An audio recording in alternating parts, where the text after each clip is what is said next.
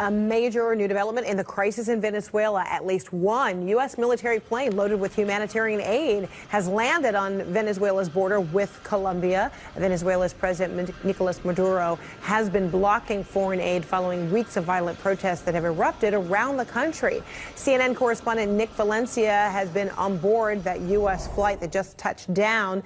Nick joining us now. So how much aid are we talking about? How will it be distributed?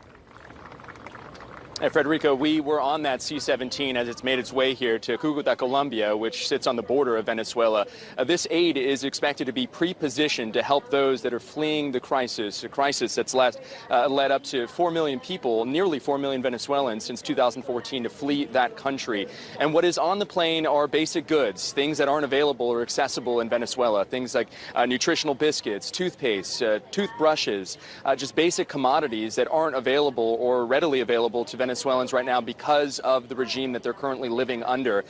There is a lot of optimism right now and a lot of enthusiasm, and you could hear that in the press conference that's going on behind me. This mission is led by the U.S. State Department, Department of Defense, as well as USAID, and they call it a crucial mission, one that comes at a very urgent time while children are starving, adults are unable to provide for their families, streaming across the border into Colombia to try to get some sort of refuge here.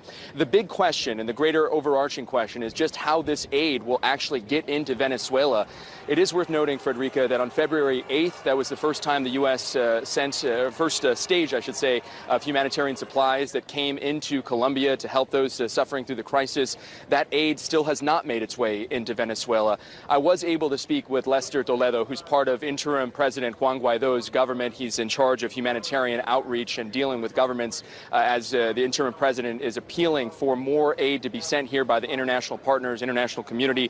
Lester Toledo reiterated his optimism, saying that on February 23rd, they plan on opening the border to Venezuela from Colombia as well as other parts in Brazil, and they say that that will be the testing point, that will be when history is made. They're very optimistic that once they open the border, that the military will side with the interim president and allow this aid to be made way into Venezuela. Right now, it is an extremely desperate situation. That's why there's so many smiles here, Frederica. They are celebrating the fact that this aid has made it into Colombia and hoping it gets its way to Venezuela.